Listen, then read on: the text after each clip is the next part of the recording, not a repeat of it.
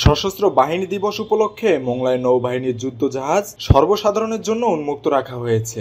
বৃহস্পতিবার দুপুর থেকে বিকেল পর্যন্ত মোংলার দিগরাজ নৌঘাঁটিতে নৌবাহিনীর যুদ্ধজাহাজ বিএনএস কপোতাক্ষ দর্শনার্থীদের জন্য উন্মুক্ত রাখা হয়। অনুভূতি আসলে এখানে ঘুরতে পেরে আসলে আনন্দিত। বিষয় ঘুরতে আসছি, মোংলা বেজে আমরা আসলে দেখতে আসছি পরিবার সহ, খুব ভালো লাগছে। জাহাজটি দেখতে মানুষের ঢল নামে। এ সময় আগতরা পুরো জাহাজটি ঘুরে দেখেন। সেই সাথে জাহাজ কর্তৃপক্ষ দর্শনার্থীদেরকে এই যুদ্ধজাহাজের বিভিন্ন অংশের ব্যবহার, গোলাবারুদ সহ সকল বিষয় সম্পর্কে ধারণা প্রদান করেন। নতুন প্রজন্মকে নৌবাহিনীতে উদ্বুদ্ধ করতে জাহাজটি উন্মুক্ত করা হয়েছে বলে জানিয়েছেন জাহাজটির অধিনায়ক কমান্ডার রায়ান। আজ 21 নভেম্বর সশস্ত্র বাহিনী দিবস। আপনারা জানেন এই দিনে 1971 সালে আমাদের মুক্তিকামী সাধারণ জনগণের সাথে সেনা, নৌ ও বিমান বাহিনীর বীর সেনারা মুক্তিযুদ্ধে ঝাঁপিয়ে পড়ে, যার ফলে আমাদের বিজয় ত্বরান্বিত হয়।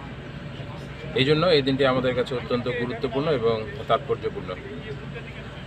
এই দিনটি আমরা অত্যন্ত ভাবগম্ভীর্য এবং উৎসাহ উদ্দীপনার মাধ্যমে আমরা পালন করে থাকি, যারই ধারাবাহিকতায় আজকের এই বাংলাদেশ নৌবাহিনীর বেশ কিছু জাহাজ জনসাধারণের জন্য উন্মুক্ত করা হয়েছে।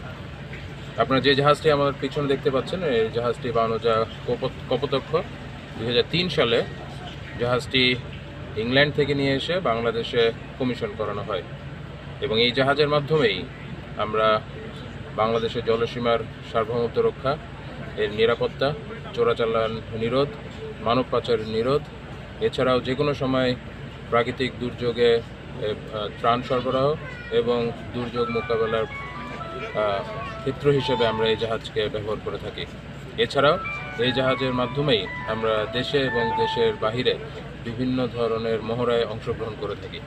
বাংলাদেশ নৌবাহিনীর বেশ কিছু জাহাজ উন্মুক্তকরণের একটা বিশেষ কারণ রয়েছে।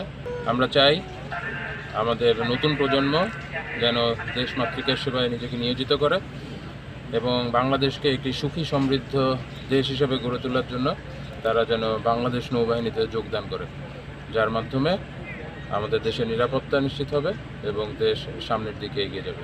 মেহেদী হাসান বাপ্পি, খুলনা গেজেট।